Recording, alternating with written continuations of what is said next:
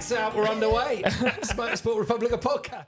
Jimmy survived Superbikes. I'm a survivor. I am a winner. I'm a complainer. I am You are a complainer. survivor. You are a complainer. No, bro, I'm a cockroach. Nothing can kill me. In that weekend, Yeah. that sun tried to pull me down, and I was like the Undertaker. I just kept on coming. Guys, welcome. Episode 103. James said, didn't he, Yep. before the show? Beautiful. 103. Welcome to Motorsport Republica podcast. Post World Superbikes Australia episode tonight. Thanks. Just a little bit of an appetite for Thailand MotoGP. I know, guys. We're heading off in 3 days to Buriram. Check the weather. 39 degrees on Sunday. There's going to be some grave scenes, I reckon, in Buriram with the heat. You guys think I was red? Oh, bro, yeah. you're gonna be a tomato. Oh, it's gonna be You might crazy. actually just melt into the ground like Terminator. I don't know how the riders are going to do it. I do not know how they're going to do it. It is fucking hot. Well, I spoke to Scott Redding Yeah. and had a good chat with him at the. Is that a bit of a teaser for Yeah, upcoming? that could be a bit of a teaser. You know, I Okay. like that. Had a really good chat with me mate Scott, and he said that was the third hottest race he's ever been a part of. Talk about Saturday at World Superbikes. Yep. He So said the first two were Jerez 2020, I think it was. So talking 35.9 degrees, Yeah. hottest day in Phillip Island in 14 years from all reports. Hottest track temperature they've ever seen at Phillip Island since they started recording these temps. 60. So yeah, it's an unbelievable day. Look, I didn't experience it. James was down there doing the hard yards. Daniel was down there doing stuff. Yep, and it was from all reports, it was hot. People were dropping like flies. So Yeah, it was crazy. So- And like, I do not sweat. And I went into, shout out to Tara Morrison, got a P1, I think race 1, the 300s. yeah. Went down, said g'day to her and had to get a photo and stuff on Motor Heaven. And I said to him, like, I don't normally sweat. And I was like caked in sweat. I was doing a T-shavs.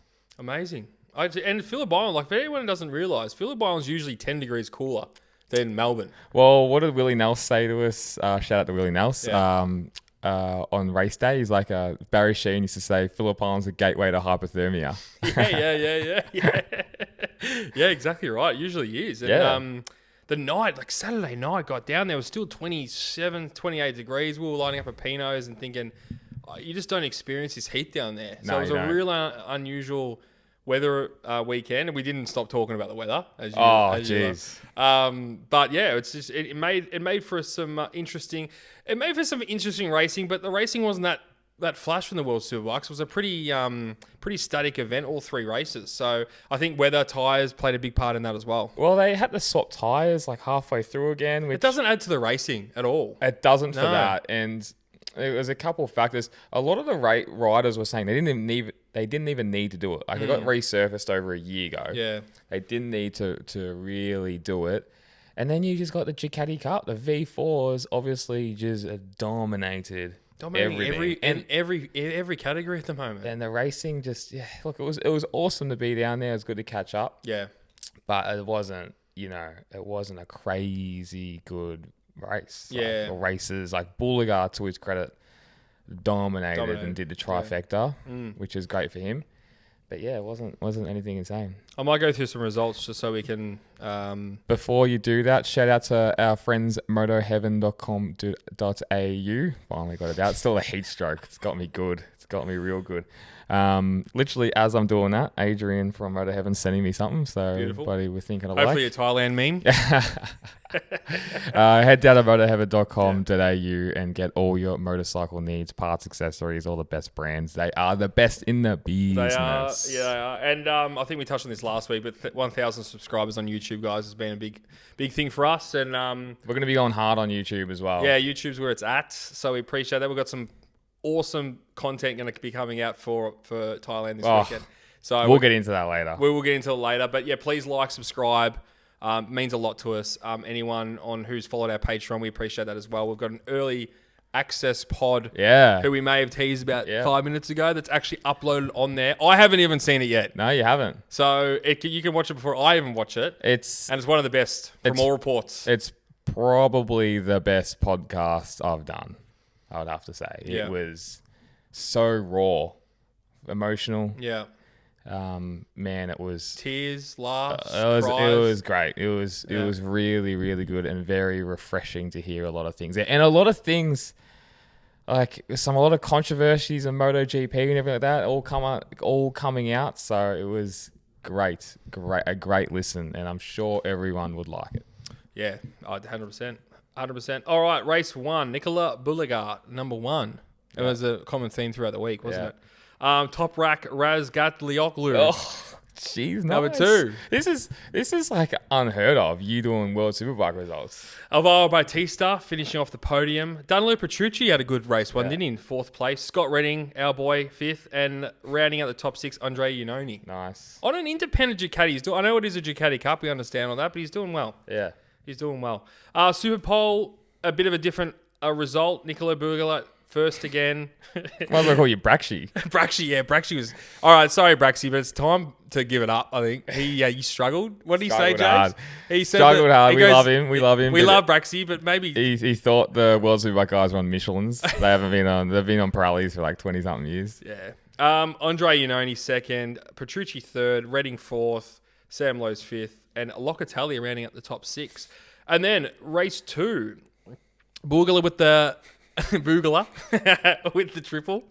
Alvaro Bautista 2nd. That was a big effort from him coming through the field, wasn't it? Not talked about. Andre Iannone 3rd, Scott Redding 4th, Danilo Petrucci 5th, and Sam Lowe 6th. So very interesting weekend of racing. But yeah, the actual racing and races weren't the most exciting, unfortunately. Do you think there was more or less people than last year?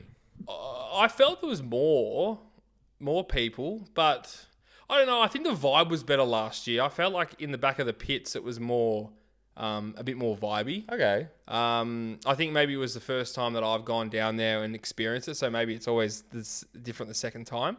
But I think they had 50,000 over the weekend. Man, $130 for a Sunday ticket for the Superbike. Yeah, you've got to grow up with this. Like, I just think that is a lot of money for a general admission seat. That doesn't include pit access. There's another $40 extra for pit access. I know it was a little bit cheaper if you pre-bought your tickets, but I'm thinking to myself, I'll go upstairs and say, hey, to my missus, let's go to the Superbikes on Sunday. All right, let's go down for the day. We'll ride down, sit down, watch it, maybe go in the back of the pits, and then come home. But it's going to cost me $340 to do that. $340. That's crazy like money. That I could go to Crown Casino and have a night there. Yeah. With breakfast and champagne and whatever else happens there. You know what I'm saying? Excuse me? I'm not going to get that if we're going to the Superbikes. Seriously. I'm not getting that. Not with the old Ags. No, God no. So, I think that's a lot of money, and I don't know who dictates the prices. I don't know if it's Phillip Island Circuit or it's the Superbikes themselves, because I know that the Phillip Island Circuit is the promoter of the event. Yeah. But for me, that's a lot of money, and I think to attract fans for that that day trip down there, it's too expensive. Well, look, I think you can justify the prices if there's more things to do there. Well, there wasn't a lot. There was nothing to do there. And if you're not in the back of the pits with Michael Hill, I wouldn't go. Nah, I'm probably with you. The thing is like, obviously World Superbikes is your hardcore fans. Yeah. It's not like MotoGP in a sense. But there was one or two food trucks outside the pits and only two food trucks in the pits and nothing, and like a little kid's bike thing, but there's nothing really going on. No, there wasn't a lot to do around the track. I get the attractiveness of you can bring your bike along and all which that is kind of awesome. stuff, and I think that's why half the people might come down, to be honest. But for me, it's too much money. It's a big day out, $340 for 2 tickets. And I think they've got to look at doing something about that, because it's the pinpoint of getting up on that Sunday morning. Should we go or should we not? If it was $60-$70, you get 10,000 more people. So that's a big gripe for me. And I think they really seriously have to look at that. It's more expensive than MotoGP. You reckon? Yes. MotoGP is on $130 to get in on a Sunday. Yeah. Definitely not. I think it's $180 for a 3-day ticket for the Superbikes, which I get. But that Sunday ticket at $130, it's just too much money. Yeah, that's pretty wild. Is it because they raised it on that weekend? Well, from all reports, it was cheaper if you pre-bought your ticket. Yeah.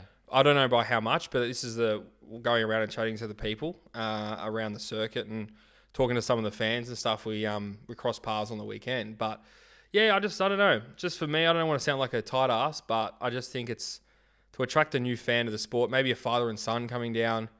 I mean, it's just too much money. Well, in our new special guest episode, we actually go into that with World Superbikes and their ticket prices.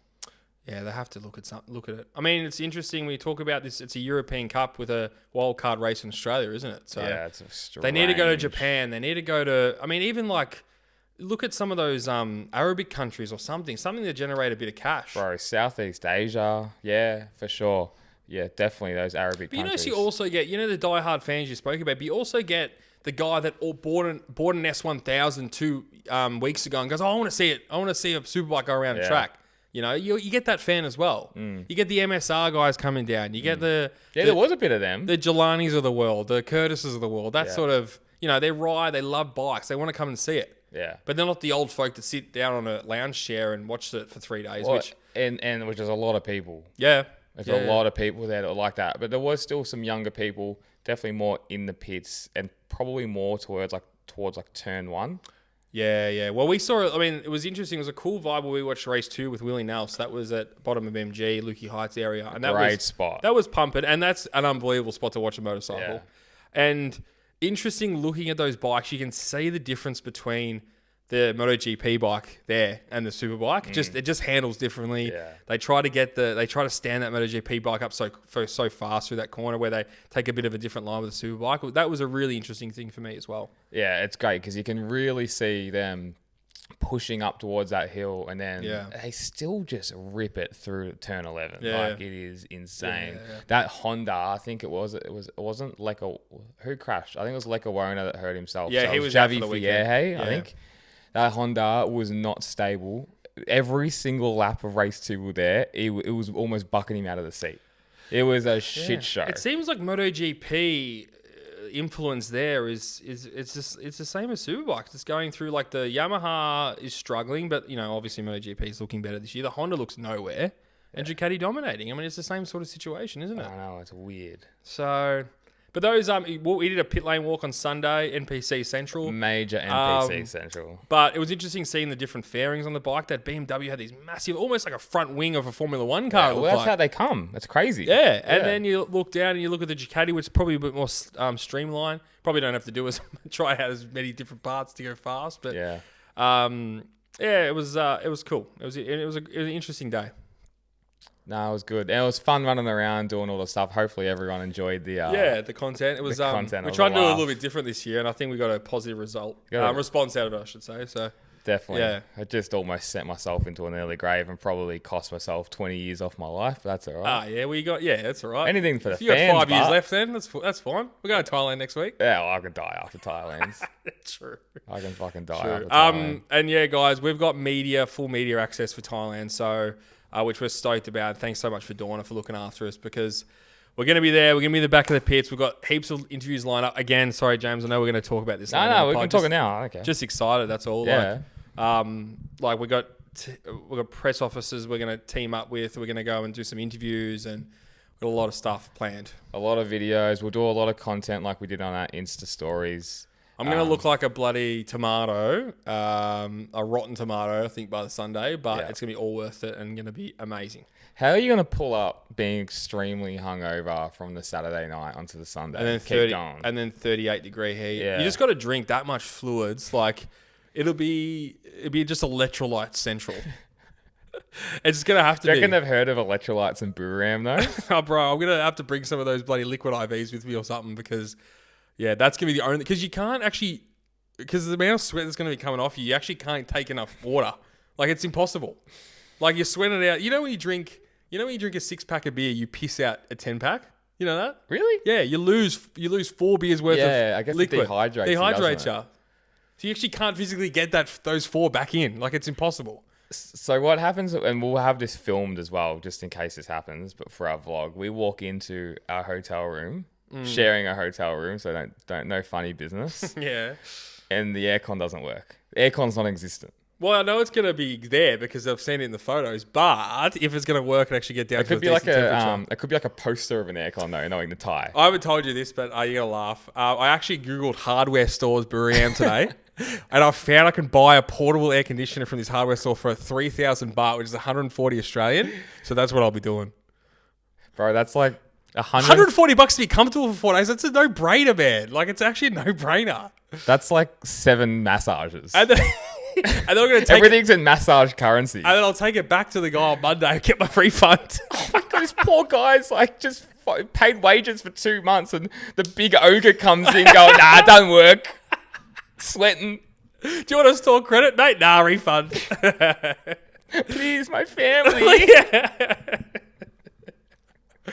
Oh, fuck. I'm actually sweating thinking about it. Jesus. Bro, your glasses are fogging up right now. I mean, actually, it gets me nervous, bro, about the heat. It's Bro, crazy. it's PTSD. I was with your family the whole weekend. Yeah. They were freaking out about it. Just to give everyone an idea, it's been 30 to 32 degrees every day in Borneam for the past month or two. On Wednesday, it shifts to the hot season, and we're at 37, 38, 39, 39, 39. This is going to be like a real talking point, though, I think, with the riders. Oh, 100%. I actually think they could only do... I reckon they might only do this year. Well, that's I the bet thing. you there's going to be a massive blowback about the I'm heat. talking to a lot of people about the event and the timing of the event. And it's very similar to Formula One Qatar last year. They put it in the wrong months. Like, they should have done this. Guys, just want to say a massive shout out to our amazing sponsor, motoheaven.com.au. Now, Tom, I've actually had the privilege of going down to their store and seeing what they do. And the amount of packages that they send out and the amount of orders they have is they've got a streamlined process. It's awesome. We want to give them a massive shout out because they do same day dispatch or next day dispatch. They do all the biggest brands, Shoei, HJC, Alpine Stars, Dainese. They've got an amazing website, amazing parts finder. You can get all the parts for your bike as well. So get down to motoheaven.com.au and you can get all your needs for your motorcycles, and that's for Australia and New Zealand. They should have probably gone a couple of weeks earlier, and it shows that in the weather. Like, it does change at the end of February. It changes in Thailand. It really does. It becomes a hot season and it's bloody hot. So it's going to be a real issue, and like we laugh about it, especially with you. Yeah. And like if you're watching this, I'm burnt to the shit, and I'm sure you've seen all the Instagram stories, and like I absolutely copped it, and that was just in Phillip Island. Yeah. But for the riders, like, think about it. You're on a prototype Ducati, which is already going to be 1,000 degrees. And then if you're mid-pack, you're behind like 4 different exhausts hanging off the bike. Yeah. So the exhaust is already on you. And then you're in just say 60 degree track temperature. Yeah, and it's like saying to you, like, go outside and it's 40 degrees, go run around, and you're not going to have allowed any water for 45 minutes. True. So it's going to be like, it's going to be just what do they call it? Like a sauna. Yeah, it's going to be like... In leathers. Oh, yeah, in kangaroo bloody skin, isn't it? Interesting, going back to bloody our boy Scott already. He was wearing these different solid. Never seen anything like it. Yeah, they're like a polyester material or something. I forgot what I actually looked it up today. Yeah, very interesting. Sorry, just off topic. But yeah, it's going to be a talking point, and I think it's going to be a big thing for the week. And hopefully we don't get like reduced races, distances and stuff like that. That would be horrific for us. But safety for the riders obviously is paramount. So, but yeah, I mean, you think of these little kids on the Moto3 bikes and stuff as well. I mean, they wouldn't experience anything like this before. Hopefully the MotoGP riders are a little bit acclimatized to it because I've done a bit of testing there in Malaysia. Yeah, and I think, the air conditioning inside their pit boxes and stuff would be world class, I'm assuming. It's a brand new facility. How old is that track, roughly? 6 years, I think. Really, is that it? Yeah. That's how new it is? Yeah, it's very new. Yeah. I mean, I think they started going there 5 years ago, so... I'm excited just to see what the toilet situation's like, because Phillip Island's... And like, me with going to the public toilets, I'm not a massive fan of public toilets. It's going to be interesting, the back of the pits, and we should have probably asked Joey about that, what it's like. Yeah. But we'll see. I mean, Phillip Island is known for the worst facilities in the world when it comes to MotoGP tracks. So, what about the media centre? What do you reckon that's going to be like? Hopefully good. I mean, they probably don't give a shit about the media centre, do they? It's like their last priority. But when they're building it, they probably care about all the facilities for the riders first. But we'll see. I don't know, bro. I think they try and make everything as good as possible so they keep getting people back. Because journos is still a massive part of it all.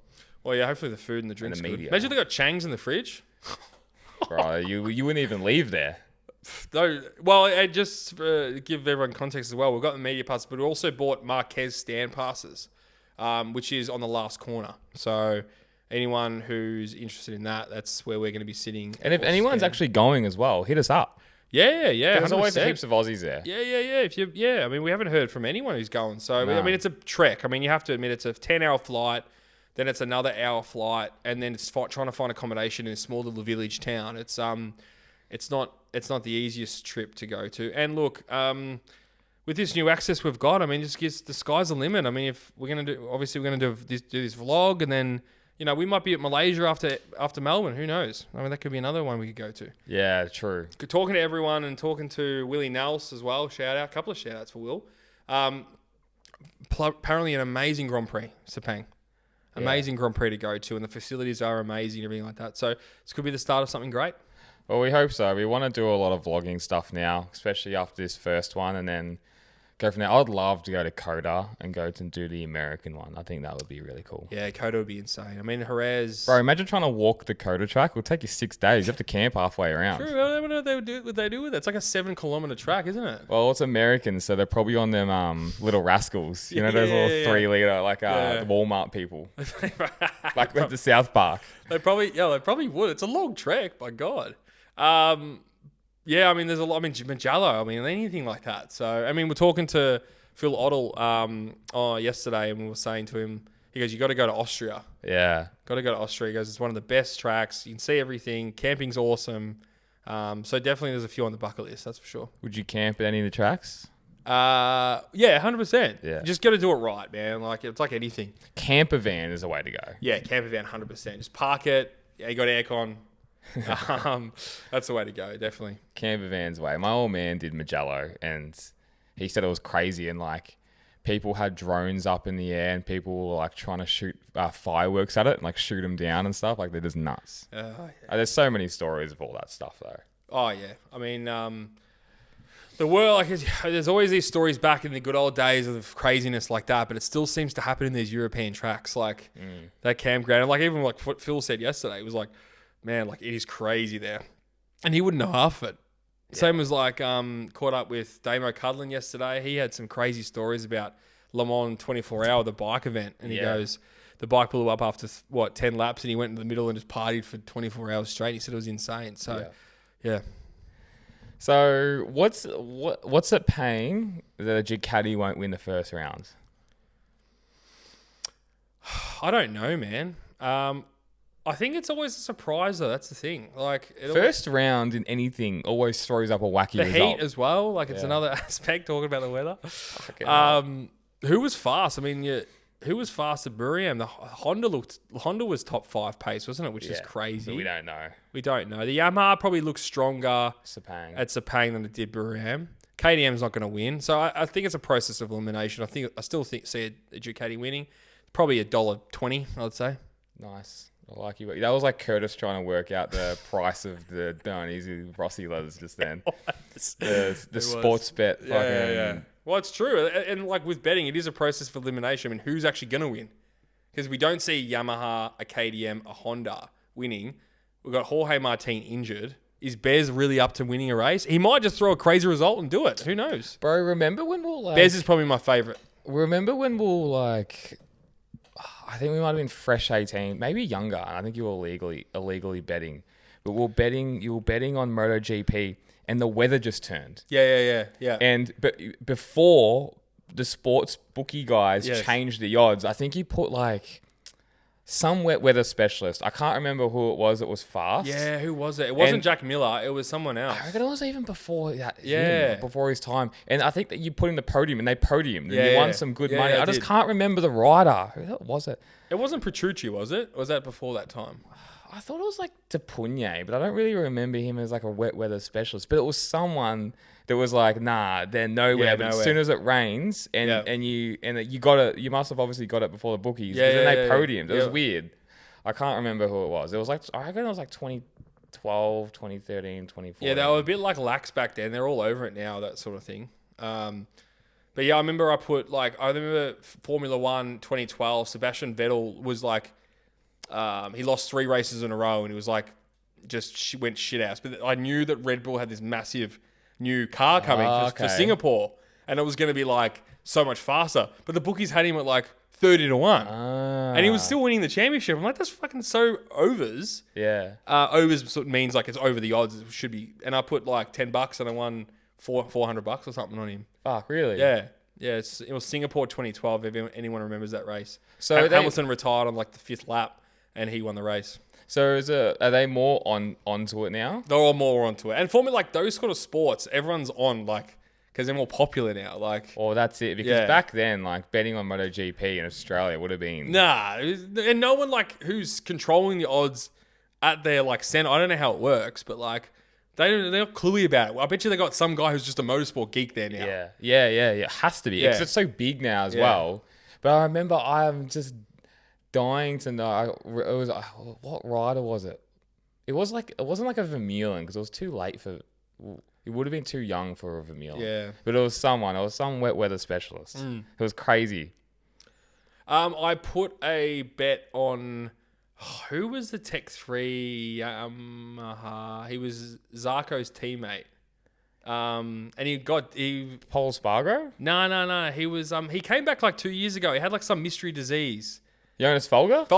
Yeah. I put a bet on him to podium at Sachsenring. He was nowhere. Maybe he finished second to Marquez. Bro, that's right. Yeah, he was nowhere all season. I'm like, I like him. I liked him in qualifying. He was starting like 8th or something. I thought he got like pole or close to it or front row. Don't know. I forget. Anyway, Marquez obviously won that one. Marquez was toying with him that whole race. Like, you know what he used to do? Yeah. He used to go behind, stay there. He did that all those years. Yeah. Like, he was just like stalking his prey. And then the last 3 laps, bang. Will we see that? Right. Will we see that again this year? Possibly. I think so. But you can't do that anymore with these new aero packages on these bikes. It's harder to do because you wear out the tires and overheat them. And James and I had this crazy story. We were sitting in Pino's probably 2015, and we're talking to Steve Martin, was it? And he was talking about tire temperatures. Okay. I don't remember this. And he goes, oh, you should see the tire temperature was 14 degrees high when he was following him. And that's the first time I've heard of that. And it wasn't a thing with MotoGP back 10 years ago. Was it a thing with Formula One? Massive thing. Big problem? Big problem, because you couldn't stay behind and it got overheating tyres. And it was the first time they talked about it in MotoGP and I've ever heard of it. And then from there, it's just become such a big thing. When did it really like rear its head though? Probably only 2021, I'd say. I was going to say, yeah. 2020, like no one really talked about it. And then the wings got bigger and all the downforce got more stronger, and that's when it changed for MotoGP for me. Because I don't remember in 2020 when Mir won the championship, I don't remember it being a thing at all. In 2020? 2020, yeah. Nah, I don't really remember it. But like that was just a weird, wacky year where the last thing you're thinking about was probably that. It was like all the other bullshit was going on. It's when Ducati started dominating, I think, is when it started to happen. Yeah, you're right. Because Ducati used to make wings where it would disturb the air even in qualifying for someone behind them. Yeah. Well, that's what that whole wing at the back did. Like that was half the reason. Yeah, that's half the reason they had it. And Honda don't even run it at the moment. Yeah. Well, they got some big bloody lunchbox looking thing. Yeah. The bento box. Bento box. Hopefully they're serving them at the media center. That'd be good. Yeah, true. Bit of curry and rice. You know what I'm saying? I'm pretty excited for that. Yeah. Very excited for that. But I know it's going to be fascinating. It's kind of weird because I've like been thinking a lot about this first rounds, but I've been more concentrating on us than the actual racing. Yeah. But the biggest mystery is going to be Yamaha because I think Yamaha's the one where we're going to find out in the first few rounds, but it's just going to be really interesting to see how those 4 bikes place. What's going to be so fascinating is we're going to be sitting there, maybe in the media center, maybe watching in Marquez stand, and going, oh my God, I want the times. Where's the times? I need the times. Yeah. Like for all practices. All of it. We're going to be like glued to it. Yeah. Like, and I remember being in the media center for Phillip Island on Friday. I remember everyone hovering around this TV to look at the times because it was practice. It was the second practice qualifying. Sorry. And like, it's going to be like that, but times 100 because everyone is so interested to see who's got the pace, who's got the real pace. And we'll see that on Friday afternoon. For practice qualifying. Yeah. That's when we're going to really see who's got the real pace for that one lap. Then, yeah, I mean, again, going back to this, we're sitting there on Sunday morning last week, or yesterday, sorry. Yeah. And I'm like thinking to myself, James, how stupid were we ever questioning a sprint race MotoGP? Oh, bro, true. And I'm thinking to myself, why are we questioning this? Like, we get to see a race we get to see a race on the Saturday and a race on the Sunday. Like, and that's something that obviously Superbikes has done for so many years. And it's just so much better. It's better for the weekend. Better. Like, we get a Saturday night race, a Sunday night race when you're watching it in the European rounds here. I mean, why did we ever think that was going to be bad? And Friday night, like, is basically determining Q1, Q2, which is also really interesting as well. Exciting the whole week. I remember sitting upstairs doing our podcast and was going around the table. Oh, what do we reckon? Like, is it going to affect the racing? Is it going to? And we all like, oh no. I mean, it's going to be nice, but like, yeah, we're going to lose that little bit from a Sunday. Yeah.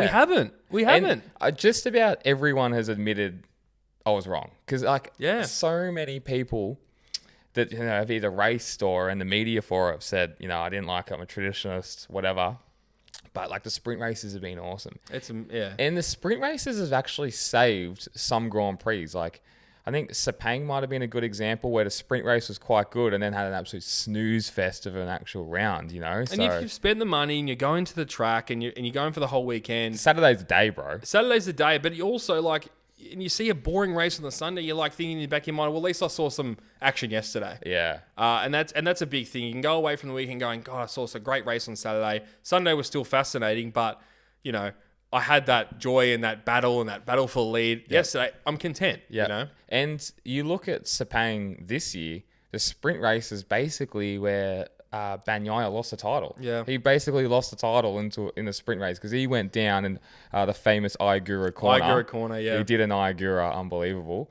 And realistically, as soon as he crashed, he was, 22 points down or whatever it was. And that was... GG. That was, game over. So, yeah, it's... it was just, I said it to you yesterday. I said, why do we ever think it was going to be a bad thing? Because it just adds, and especially for Superbikes, man.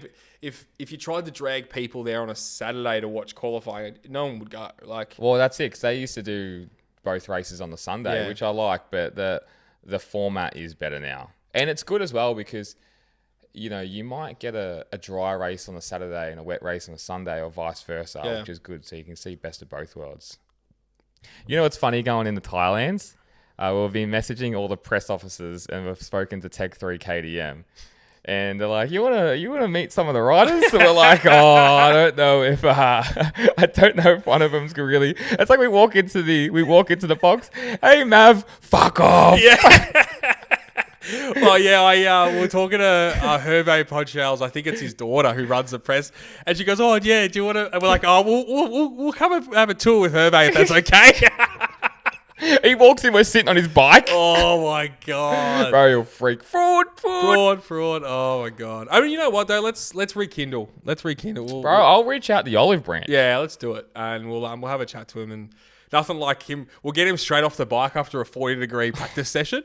When he's crashed 6 times. We'll go, hey, mate, how you going? Remember us? You see Power Rankings? Motorsport Republica? Yeah. Oh, you guys.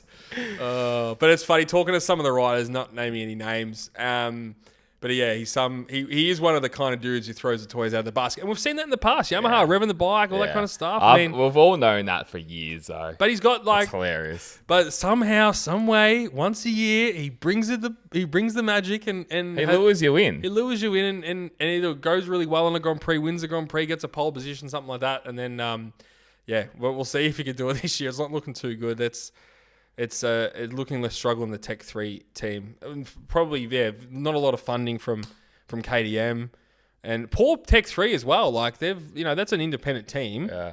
And they've got a bike that they don't know whether they're going to be running next year or what the future holds. Well, imagine if KTM pulls out. I wonder what Tech 3 would do. Like, would they just say, like, would Honda want to put 6 bikes on the grid or, just Ducati say go back to Yamaha again? Go back to Yamaha. Yeah, or does Yamaha want to put 6 on the grid? Yeah. Well, if Yamaha has a good year, and look, we're hearing a lot of reports from a lot of different people, and shout out to, we met, was it Cam? Cam? Yeah. He had a really good insight. With the Remy Gardner stuff and his kids? Jack Miller, he said the reason why Yamaha got Jack Miller is his knowledge of the electronics. Yeah. I was talking to Cam today, and he said that was a big reason, and when he's come onto this bike, he's gone from the Sepang test to the Buram test. He's changed everything, and that's how Quartararo is looking so speedy. So, I should say the end of year test to the Sepang test and how they've turned everything around. And that's a big reason. So there has to be a reason because the bike has virtually stayed very similar, and they've got a 1.5 seconds quicker year to year, which is a huge leap. Well, it's interesting because they've brought so much knowledge. Jack Miller's brought a lot of knowledge from obviously KTM and Ducati, good or bad. And same with Miguel Oliveira's come from, I guess, KTM and Aprilia. Yeah. So there's just at least there's some different avenues of what they think, would help inject into Yamaha. But Jack's been on every single bike except an Aprilia, hasn't he? Realistically. Yeah, he's been on the Honda. So it's he'd have a wealth of knowledge. And look, he's got some talent. We know that. Yeah, he's rough on the tyres and all that kind of thing. But was that a KTM thing? It could have been a KTM thing. Because they're still destroying tyres without him. Yeah. So let's see. Let's see how he goes. And a lot of people are saying he's going to be the second fastest bike on the grid, Yamaha on the grid next year, and could be up to that factory seat if he performs. But we'll wait and see. That's going to be a very hard seat to grab. Because I don't think Rins is going to... I think he's just going to last out the year and do his thing. What a waste of talent he's been in MotoGP. Bro, talking about injuries... He had his chance in 2020 though, didn't he? Yeah. He was on the bike. Him and Quartararo both threw it down the road. Both in 2020, and then I think Quartararo won 2021. But talking about injuries, I saw a dude who was working for Kawasaki World Superbikes. He's obviously an ex-racer. You'd hope so. His legs were bent out. Yeah. He could hardly walk. It was like Johnny Hopkins' time. How old was this fella? Oh, he'd be in his 60s, I reckon. Yeah, you got to remember, back in probably the 80s and the 90s, they don't have the same... They wouldn't have had the same medical procedures and things. So you probably just glued everyone back together back then. No proper protection. Yeah. And then it was probably just going into guardrails. Even in the 90s, it was not much. 80s definitely not, and 70s. Speaking of guardrails, shout out to your boy, Ollie Short. Oh, bro. I don't know if anyone's seen the footage. Ollie Short in the ASBK 300s somehow wound up hitting the concrete barrier on the pit straight. Yeah. On the inside. I've never seen a bike there in the history of watching motorsport there. Yeah. I've never even sent a car into that wall. And he walked away. I don't know if he's walked away unscathed.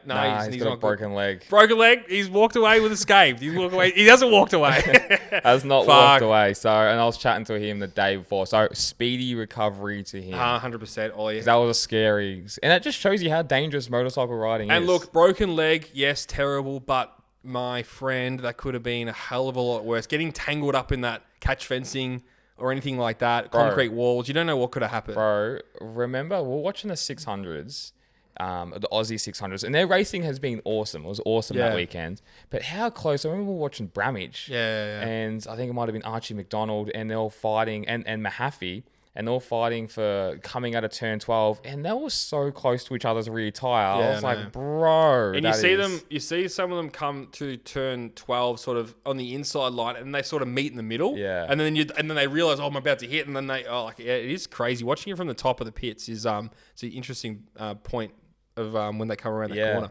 And shout out to Jack Mahaffey. He got 2 P2s and a P1 over the weekend in the Aussie Superbike, 6 Supersport 600s. Tommy Bramage had a great weekend. Unfortunately, crashed with half a lap to go in the last race on Sunday. But he had a great weekend as well. They're our boys in the paddock. Yeah, Tommy and Jack, thanks, boys.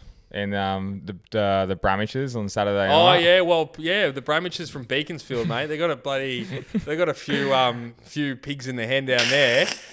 Benny Boy and the other one, Richie Vogue. Richie, steal your girl sort of situation. That was funny. But yeah, it was a great night Saturday night at the pub. We had a ball, met a few people, so it was really, really good. Just much more civilized than MotoGP weekend. Yeah, we still had a few shots bought for us though. Sepsi, a couple of tequila shots. Yeah, thanks, Sepsi. So what was the?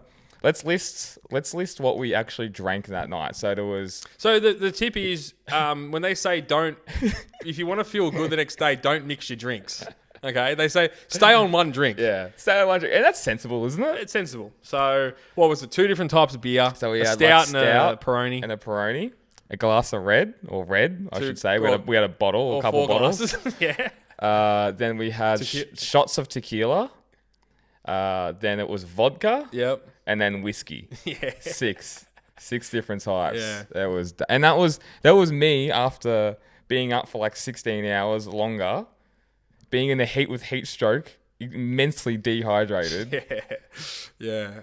I woke up dusty on Sunday, but as soon as you hit that track and hear the bikes and stuff, you just snap out of it, don't you? Well, except last Sunday at MotoGP. It took me a while to snap myself out of it. Nah, bro, I'm telling you, it's getting worse. Like when we were 18 or like 16 or whatever, and we'd get up and like no matter if we've had 2 hours sleep, we're like up. Bang, let's go. We're at the track at 8 a.m. and now we're like cooked. Yeah, they don't. I just remember coming home and we probably didn't drink the same amount back then as we do now, as in a volume of liquid. Yeah. You know what I mean though? Yeah. If I had 3, I got to my parents' place because my parents lived down at Phillip Island. We got there at 6 o'clock and I drank 4 beers before we went out. Yeah. If I drank 4 beers when I was at that age, I would have been fucking stumbling out the door. But last year at MotoGP, you found out that there was free beers with our boys Bramich and Mahaffey, and your jaw hit the ground. And I think I saw you scull. And this is no word of a lie. He found out there was free piss, and for some reason in his mind he thinks that he can't do it and he has to rush all the beers, which doesn't make any sense because it's free beers. I watched you scull 3 beers, I would say within 3.5 minutes. Yeah, it doesn't make sense because like, for some reason in the back of my thing, I'm going to get cut off. Like, this doesn't make sense. Yeah, or like you're going to get caught like you're doing something wrong. Yeah. So you got to order 2 at a time. But I think you had 3. Then Choco, what's his last name? I'm not saying it. Just keep going with Choco said he was God's gift to drinking, and he carked it that night, so he couldn't handle it. Chocky Neal? Yeah. Double black. What do you think I was talking about? Carl Cox or something? Nah, don't worry about it.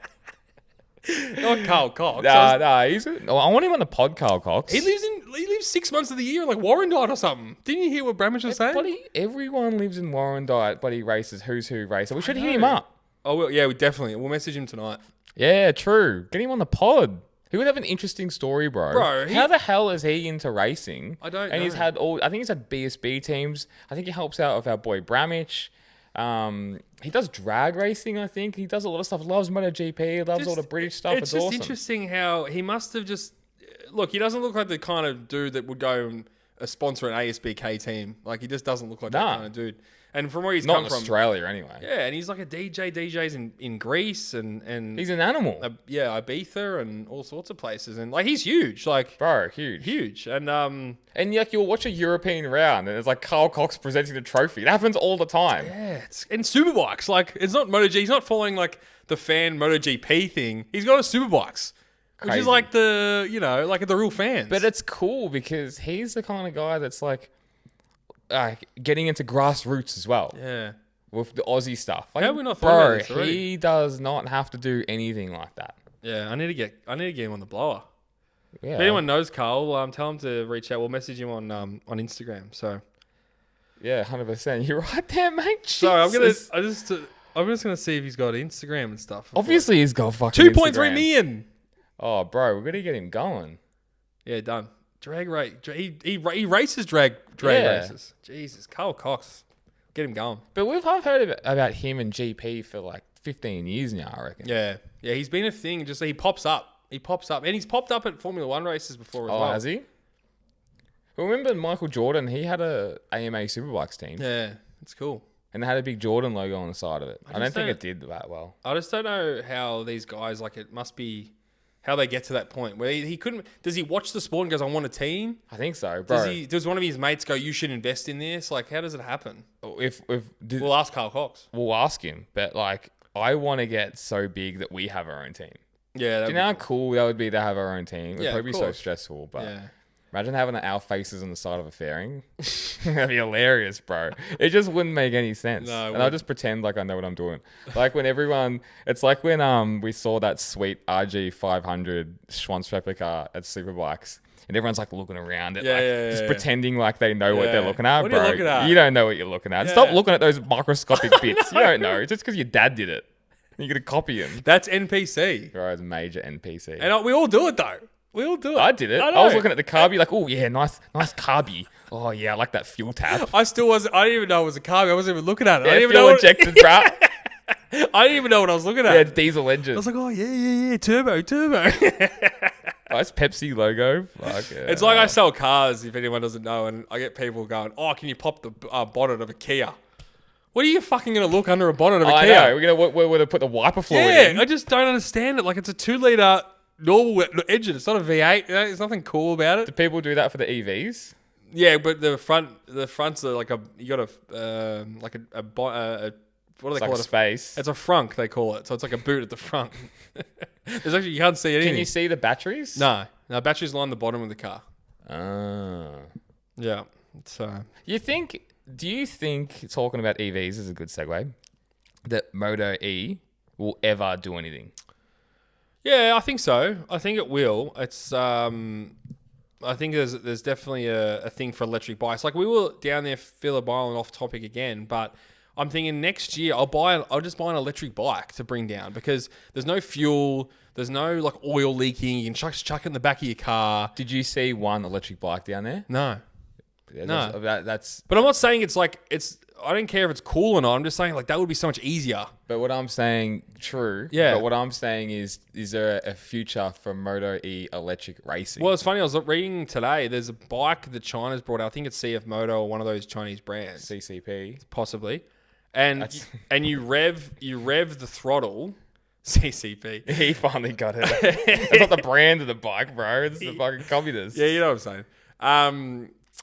When you rev the throttle, there's like a little speaker in the exhaust. It goes, oh my God, that's so gay. But it is. But I'm saying, like, it will bring a new sort of fan to the thing. And it's like, I work with these EV things, man. There's a lot of nerds out there, you know, that love this shit.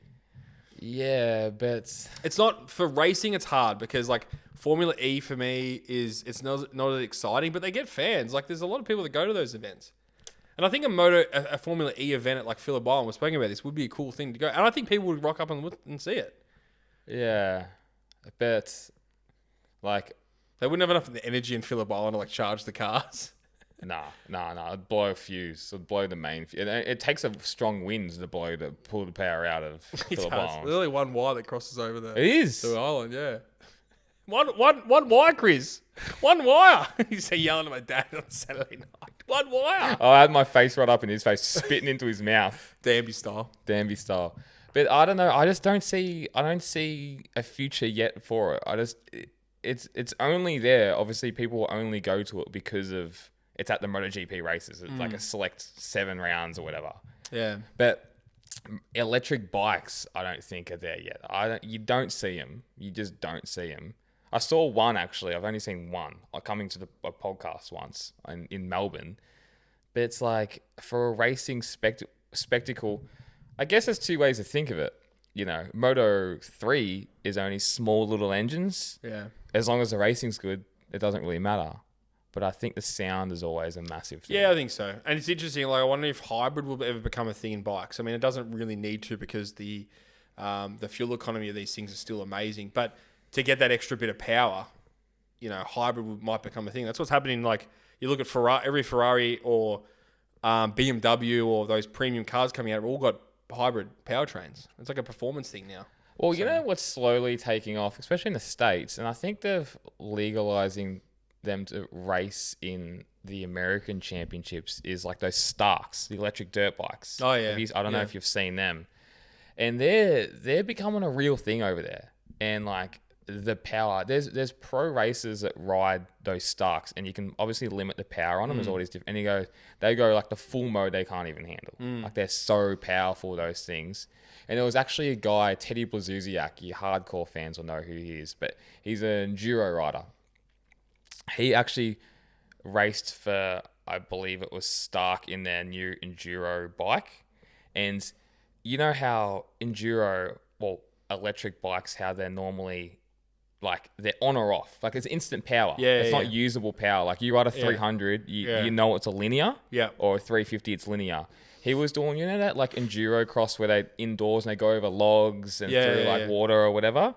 He was doing that, and he like just blipped the throttle, and the bike just shot out under him and then hit someone else. Fuck. And he cancelled the contract. He said, "I'm not riding for him anymore. That's it. I'm done." I wonder if it was really bad press for that bike. Will we ever see them against like real dirt bikes in a race. I think it's coming up really soon. Yeah. To be honest. I think it's just a stigma. And look, You've really changed your tune on this. Most of our fans are going to be like, "Oh, Tom, like no one's ever getting to know Moto E's fucking gay and all this. Like you need the sound, blah, blah, blah." But there are a certain person out there that would enjoy it or like the technology. Okay, let me pose this question to you then. How much does the sound diminish your weekend at MotoGP? If it's all e-bikes? No, I'm not going to an event that has all e-bike. Moto E would never survive by itself.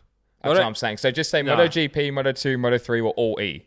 No. That'd never happen. It never happened. But if just say it happens, we're not going. Hillary Clinton wins. Kamala Harris wins the next 6 elections. Yeah. She's a new. Go.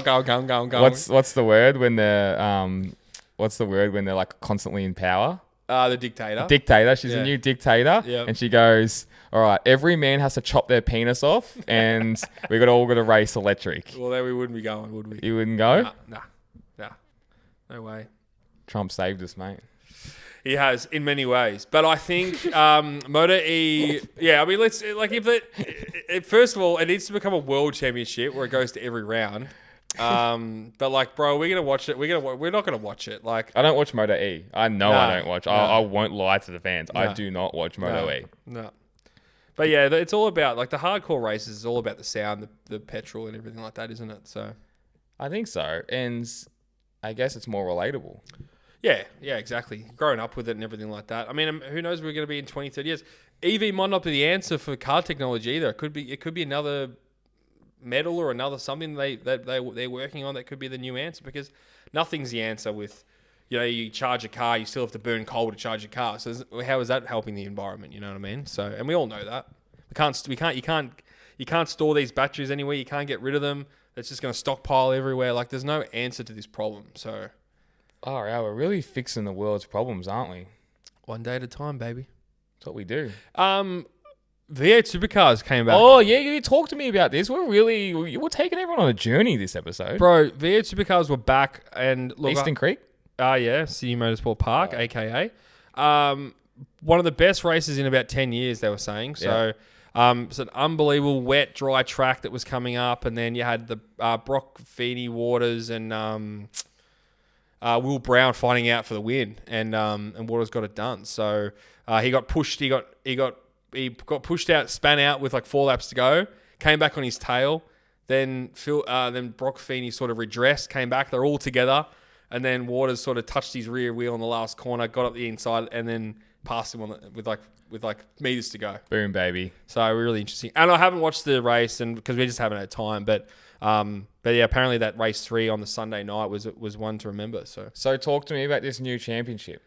I haven't got all the facts. Okay. What do you know? It's going to be a sprint race cup, and then we've got the Enduro Cup, and then you earn points in both those cups to then get to the 3 last finals, which is going to be, I think, Adelaide, Sandown, and Ipswich or something. And it's only a select amount of cars, like NASCAR, do you know, roughly? They all race in it, but only a certain amount of cars can win the championship. And what's the point of the other cars being there? Don't know. That's the point. They can still win the race, but they just don't earn championship points.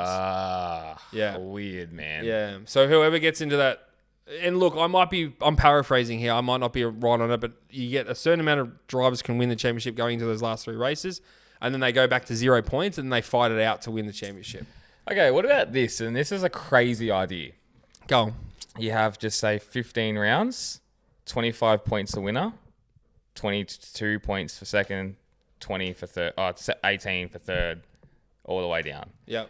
And you just calculate the points at the end of the year to win the championship.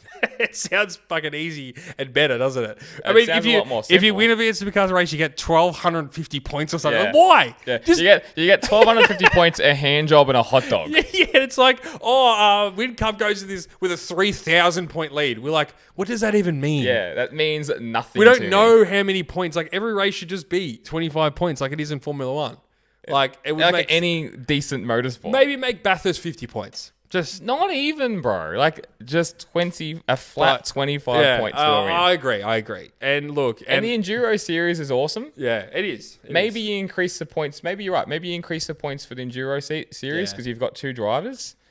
But you just have a normal winner. You do a great round, whatever the last round you want to make it, like a night race at Eastern Creek or something. Adelaide's good as the last round. Oh, Adelaide, that's a great track. But you don't have to make it so complicated. It's like F1 when they did double points, whatever it was in Brazil. Never works. This shit never works. No, it never does. Who knows? And look, NASCAR's been an uproar because they've gone to that for their series. But yeah, I don't know, man. It's the crowds were down again at Sydney Motorsport Park. They're doing everything they can. They had a race on Friday. They had a great racing though. Well, that was great racing, and that might bring people to the next round. So, which will be Australia. In Melbourne for the F1s. I'm assuming. So in the NASCAR, I remember you watching a doco ages ago talking about the final series. But they've been doing that for a while, haven't they? Oh, I think not a while. I think. Oh, it's fairly new, is it? Yeah, 3 to 4 years. Oh, maybe? Really? Is that all? Yeah. Oh, okay. Yeah. I thought it was been going on for like 20 years. No, and it was sort of like, and I think. There was a reduced field though, and then they didn't do the reduced field or something along the lines of that because like going and watching it and seeing 5 guys race around, like cars. Remember there was like the final 3 countdown? Remember that? There was they were racing out for it. Yeah. But NASCAR's kind of even more ridiculous because there's an element of luck, slipstream. It's an oval race, so like there's an element of like you can just be in the right spot at the right time. Where if it's a normal 80 lap late race, there's so many things that can happen. Skill takes over. Passing, all that kind of stuff. But yeah, I mean, who knows, man? It could work out well. We have to judge it after it happens. Like the sprint race, man. Like it's the same thing. Yeah.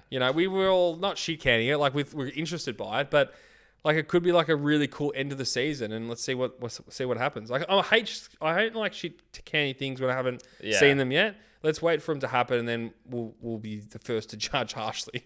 And then we'll really beat them down. Yeah, exactly. What are you excited most about going to Thailand, mate? Man, I think and we've spoken about this the last couple of weeks. We've worked bloody hard the last couple of years to get where we are now, and it's a big reward for us. Yeah. Media Pass has been incredible. Man, I can't wait getting there the Friday, walking in. Yeah, it's going to be stinking hot, but just seeing it, like we've never been to an international race before. Like I've never been anywhere outside of Albert Park or Phillip Island. Yeah. Like I've never been to another racetrack. Like I've been to Sandown, but I've never seen cars drive around there, So for me, it's going to be a crazy experience seeing a permanent racetrack with new facilities, grandstands, because obviously Albert Park being a street circuit and then Phillip Island being a really old style circuit. It's going to be a real interesting eye-opener. I'm super excited to get that at a hotel for the first time, see what it's actually like, because it's going to be dog shit. I think in town, Buriram will be a vibe. I mean, what about yourself? I can't wait to vlog everything and show the content. I'm all about content, obviously, and I think it's going to be hilarious. Yeah. Like seeing the hotel for the first time, getting all our reactions and showing you guys everything to do with Thailand, a lot of behind the scenes stuff, a lot of nightlife stuff, and just seeing our reaction for the first time and getting it all out. Are we vlogging at the track and at the... I think so. Oh, we are, yeah. We are. I think so. I think we got it, bro. Yeah. And there'll be we might have to turn the camera off at some point. No, the unedited version will be on Patreon, so subscribe to that. Oh, goodness. Yeah, it's going to be awesome, man. It's going to be dangerous. But I cannot wait for that, and that's going to be a lot of fun. We're going with a great group of guys. Yeah. All massive bike people. Yeah, like all ways of life, all age groups. Like the 6 of us are all different. Maddie's a bit younger. We've got Adrian and Mark, a bit older than us. And then we've got the older States and Danby. Who knows? He could be either 40 or 80. We don't know. Yeah. We don't know. Or he's had a hard life when he's like 27. He's like Barack Obama. Give me your birth certificate. I need your birth certificate. Nigeria. So yeah, it's gonna be insane. So the next time you'll see us, we're gonna be dropping a podcast on the Monday. Oh, you'll see us all over Instagram, but podcast wise, we're gonna be dropping a podcast on the Monday. Well, we hope so. Morning, we'll be recording it at least. Yeah. And then getting it up is going to be the challenge. Who knows what the internet's going to be like. We'll probably get to the airport early. to fly back and try to get it uploaded before we go. If it's a day or two late, we're sorry. Yeah. And we'll let you know. We'll let you know on and all the socials. We just don't know what the internet's going to be. We need someone to donate us a Starlink we can bring with us. Or something. Yeah. Elon Musk is listening. Give us a Starlink, seriously. But that's just going to be the one issue. But other than that, it's going to be really exciting. So exciting. And it was really cool at Superbikes. Everyone was super excited for us. We were chatting to a lot of people. Bro, that was the one thing, and we said that, like, the amount of people that come up to us going, you're going to Thailand next week. How exciting. Yeah. Like, we're excited. The content's going to be amazing. It's going to be incredible. So, yeah. It's going to be fun. All right, mate. World famous. Hot takes. What do we got? Let me get it going, dog. Let me get my favorites. Go on, Dans. Hang on. Bro, this new photos thing is so annoying. Doesn't like an update, James. Doesn't like change. I don't. This is... What the Go fuck is this? Go. Bro, like I'm fucking struggling here. Why is my phone playing? Hang on. This is just... Do you want me to have a look for you? Or? No. All right. Why are you so far back? What do you mean? Oh, yeah, because you screenshotted these. Gotcha. Yeah. All right. At Nikki D3604, Old Trusty, who on satellite teams this year will move to factory teams next year? Interesting. So satellite teams are Grassini. VR46. Only one of them. Yeah. Still a satellite team. There's 4 KTMs, there's 4 Yamahas, there's 4 Aprilias. What's the other satellite team? Honda. But LCR. But are LCR really running 24 bikes? Yeah, but it's still a satellite team. Yeah, okay. So what is the question then? So who from a satellite team, so let's just say an LCR or Grassini, is going to go to a factory team? So like Aprilia or HRC. You know what I'm going to say? I'm going to say Zarco. I reckon he's going to impress so much, he's going to go into an HRC spot. Oh, which rider are you saying? Sorry. Yeah. I'm thinking, like, what is that? Doesn't make sense. I thought you were saying, the Grassinis will go to 26 bikes. Nah. Sorry.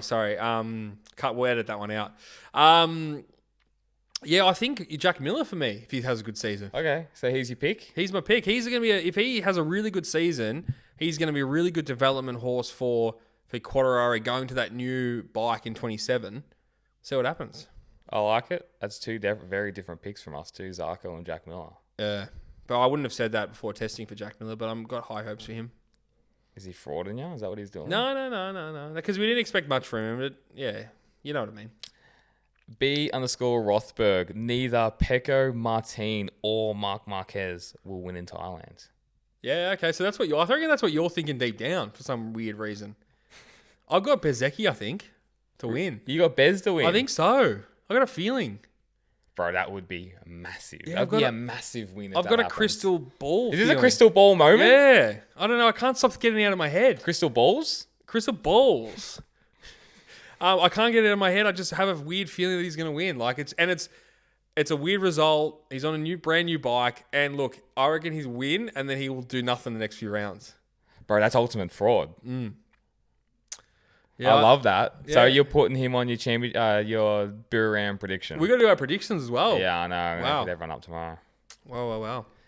All right, I like that. I think either Pecco, Martin. I think it's either Pecco or Mark to win it, to be honest. But I love Bez. That's a great answer. At Chris Sepsi. Hey! Tequila. Fun fact. 16th is Rossi's B-Day. 17th is Michael Jordan's birthday. And the 18th is Marc Marquez's birthday, all in February. Yeah, it's interesting, isn't it? Wonder what 9 months ago is. Was it like Easter time, probably? Yeah, I don't know. What's going on there, eh? Well, they're all doing something. Yeah. Maths isn't my strong suit. At Benzanguenzo, 11.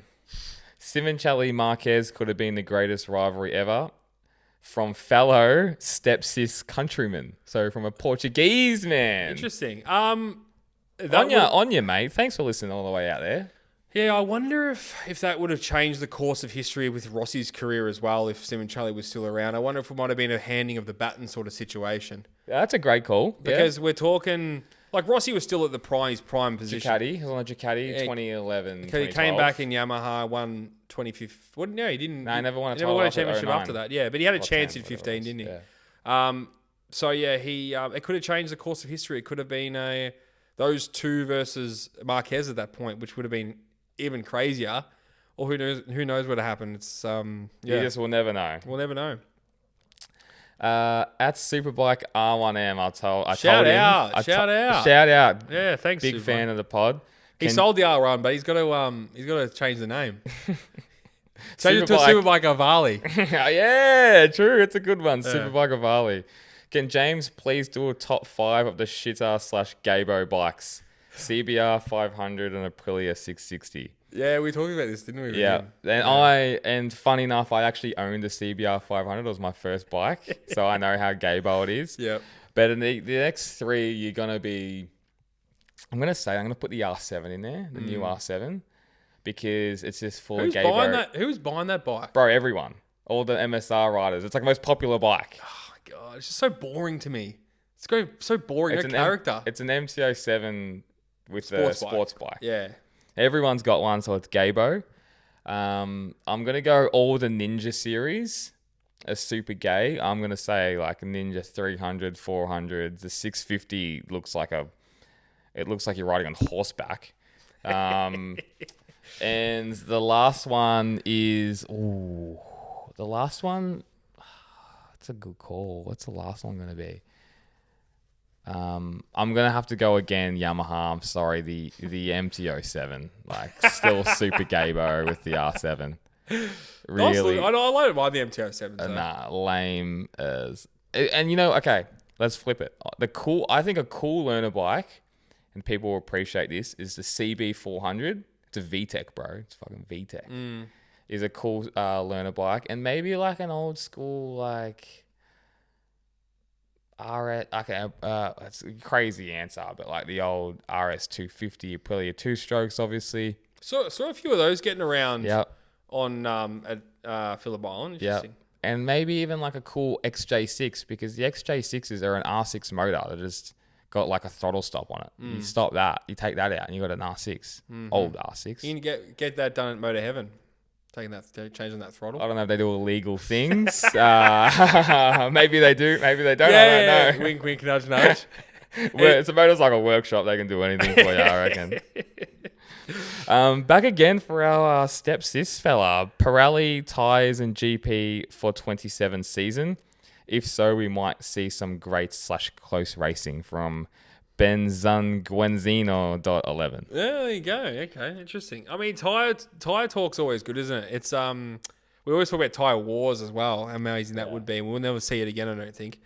I don't know. I'm happy with what's going on with GP with tires. I'm just leave it how it is. The Michelin's are shit. They've always been shit. Nah, too harsh, James. Too harsh. They've just never got they've never got it right. It's hard to get things right though, man. Bridgestones did. Bridgestone racing with Bridgestones was awesome. I know, but there's always a thing. They want these things to wear to a certain point, so then they favour someone who's easier on the tyres as well. So then the racing gets better. Bridgestone just brought out a tyre that was just invincible. Yeah, but it was great racing. Yeah, it's an argument. It's a good argument to have, maybe for another pod. You know what? And controversially, I don't believe in tyre wars. Yes, I understand, but I'd rather it be even on tyres for every single track. I just don't want to see. I don't want to see Marc Marquez super fast at Silverstone and then nowhere at Montegi, and it's only because of tyres. Yeah. But then we also saw because all we're going to do is complain about, he's got the shitter tyre, which always happens in tyre wars. Yeah. And then they're that's what I don't like. And then we're going to be like, he didn't win because he was on the worst tyre, or he won because he's on a better tyre. And that's your dad, Dave Superbike Shaw, goes, I love that. I love how someone go really. I'm not in. I don't like that at all. I hate when it's about the tyres. Make it all even. Yeah, it just needs to be one. And I hate myself for saying that, but I think that's what it should be. That's what everyone's thinking, bro. Yeah. That's what everyone's thinking. They just don't want to say it. It's like that old thing. It's like when guys look at motorbikes at events and they pretend like they know what they're looking at. Exactly right. I'm the first to say EV bikes are, gay, but you have to actually talk about it and discuss why they are or they're not. You know what I'm saying? Yeah. Okay. Dat_shady life Tom in capitals will not just hold the fort down at the hotel in Thailand. Love you, legends. Yes, I will. Yes, I will. Bro, you're going to be on your best behavior. Best behavior. You're actually going to be designated driver. I'm going to call you up at 4 a.m. going, Tomislav, I need you to pick me up. Yeah, there's some talks. Pick us up. There's some talks of us hiring. You and Joe. Yeah, we're going to Paris. We're going to Paris or Thailand, bro. Yeah. No, it's going to be good. We'll high five. We'll have lots of stories to tell. Don't worry about that. We're high-fiving in Paris. Yeah, fist bumping. Yeah, fist bumping. We'll Look into my eyes. Go on. Scared him. Go on. Willie Nels. Now, shout out again to Willie Nels. He gave us... Unbelievable. Rossi's first ever merchandise. It must be something in the mid-90s. Yeah. Yellow t-shirt. Now, what we're going to do, Willie, is we're actually going to frame it and we're gonna put it in our set somewhere. Yeah. So we're going to do that and then make sure we make that live on. Yep. So it was really cool. Thank you, mate. Yeah. Thank you, Willie. Really appreciate it. And it was awesome watching the race with you on Sunday. It was really enjoyable. Yeah, it was. Knowledgeable fella. Really knowledgeable fella. He poured out some stats. I was like, oh, Willie, where are you pulling these from? He was talking about 1999 Superbike results. And I thought he was silly Willie, but he's actually bloody switched on Willie. You were like that. Yeah. You change your profile picture, Willie. You needed something a bit more sophisticated. He was talking about that for 10 minutes here. Yeah. And shout out to Kate, his wife. Yeah. Met her, really, really nice. Actually, we'll send that photo that you took of you three. You can put in his profile picture. Well, you should have it. It's on our stories. But if you send us a message when you listen to this, and I want to be in your. Actually, I want to be in his profile picture. Yeah, you got to change your profile picture. Yeah, put James in there. Got the Republica logo in there. Yeah. Come on, bro. That photo is old. Go on. Dick of the week. Highway cops patrolling Phillip Island circuit, telling riders going 10 kilometers an hour to put a helmet on. We heard this. So who's put this? Is it Willie? Oh yeah, that was and like no one. What a joke! What a joke! No one was wearing a helmet, and as Willie said, he goes, "You got more chance of breaking a wrist than hitting your head." Yeah, you know, just let people just do what they want. It's private property. Yeah. Christ's sake. Christ. It's like a nanny state. Yeah. Nanny states pisses me off. It's where like people go, oh my God, this is like the only place I can actually just ride my bike around without a helmet and everyone else is doing it. It's why people go to Superbikes. Yeah. They like the novelty of riding on a track. It's awesome. It's really cool. It is cool. Yeah. Okay, D Silver 87. Drayson from Ohio. This could be, I think it might be from Ohio. Oh, yeah. We got a massive fan base now in Ohio. It's building. We're actually building that city back up. I never knew brick by brick. I think they had like a train disaster. Remember those toxic fumes? Pretty sure that was in Ohio. Right. I'm sure Ohio is massive. If we think it's like a country town. Yeah, I think Ohio gets like a bad rap though. And I always hear stuff about like, I want to live in Ohio. No, I think I think you think of like Detroit. No, Detroit. Yeah, I know Detroit. Yeah. And shout out to Detroit listeners. But I would have a Republica headquarters in Ohio. I don't think they got power in Detroit anymore, bro. They won't be listening to any podcasts. I don't think there's been power since like the 80s. And they lost all the car factories. All to the CCP, bro. All right, sorry. D Silver, just excluding me. God, he's written this bloody poorly, Jason. What are you doing? Excluding me in 2020, what champion is the least impressive in the past 25 years? Oh, Nicky Hayden. Oh! The guy won one race that year. Yeah. What are we? So it's from 2000. It's between two Americans. Nicky Hayden or Kenny Roberts Jr. You're never going to say Rossi.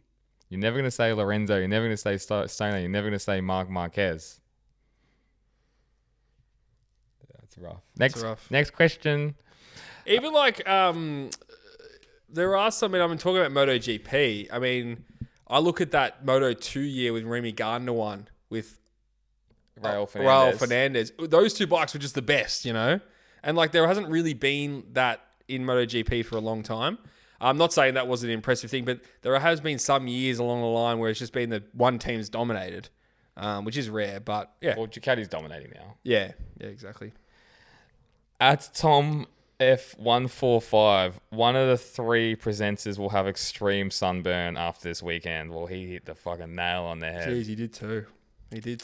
At Braden Buttigieg _ Mir Sprint top 5 and GP top 5. What? Yeah. Mir on the HRC. Oh, so okay. So he's got the form coming into to Burian. Yeah, that's what he's saying. Absolutely no chance. What's a pain? If that happens, I'll send the guy a t-shirt. Okay. Tom, was it Tom? No, Braden. God, you're terrible with names. Braden Bujaya. Buttigieg. Bujaya. Yeah. Buttigieg. Yeah, I'll send you a t-shirt if it happens. Okay, done. Lock it in. There's a lot riding on the line. Yeah, $30 t-shirt. Yeah. No, shit's worth like $10 delivery. Actually, you got a $10 delivery. Delivery's a joke, by the way. Oz Post. $10 to send a little shirt somewhere. Ridiculous. It is crazy. It's killing us. Killing us. Killing us. Oh, it was good to see all the merch. And we ran into Mitch in the pit lane. He had his Motorsport Republica top on, and obviously Willie Nelson and Kate as well in the pit lane. That's awesome. Well, it's great. It was really cool seeing everyone. Really appreciate everyone that came up over the weekend to Daniel, myself, and you. Yeah. It was well, Daniel said he had a few people taking photos with him on the Friday, which is pretty cool. So really cool. Really, really good. Yeah, it's awesome. Mate, that's it. Wow. Thailand, here we come. God, I was thinking about this day months and months ago. So we're going to have that pod on that Monday after Superbikes, and then we're getting into it. So Superbikes, 2 weeks of basically MotoGP, Phuket, and then we're straight into Albert Park for F1. He's already yawning. You haven't even got there yet. Oh, could you be any more excited? I mean, seriously. I'm very, very, very excited in my always monotone voice. And you know what? It's all thanks to you guys, because we wouldn't be going to Thailand without you guys. We wouldn't have the followership without you guys. We wouldn't be able to get these media passes without you guys. Yeah. So we're very thankful. So we want to give back, obviously, and I'm going to give you as much content as we can. Yep. We love doing it. It's a new lane we've found. It's very fun. And we're going to do an awesome vlog. We're going to do heaps of stories for you guys, heaps of stuff on our socials. Obviously, keep an eye out. Get your mates to buddy watch us. And we will do a pod on the Monday. And then hopefully we can release it at normal time. We just don't know yet with the internet, because it's like a third world country. Yeah, not trying to be funny. No, you'll be surprised. The internet speed there is absolutely ridiculous. It's just really good. Yeah. But we'll just see what this hotel's like first, because we have no idea. We have no idea. And to upload a video of our size, usually it takes 2 to 3 hours. So to be at a place without the internet, running out. Uploading YouTube can be a pain in the ass. Yeah. Anything that if anything cuts out, you have to restart the whole thing. It's a major pain in the ass. But that's for us. We're excited. Thank you for everyone for listening, and we're gonna give you the best content ever from MotoGP. Yep. Easy, beautiful. mate. All right, so let's do it. We'll see you in a week. See ya. Fuck.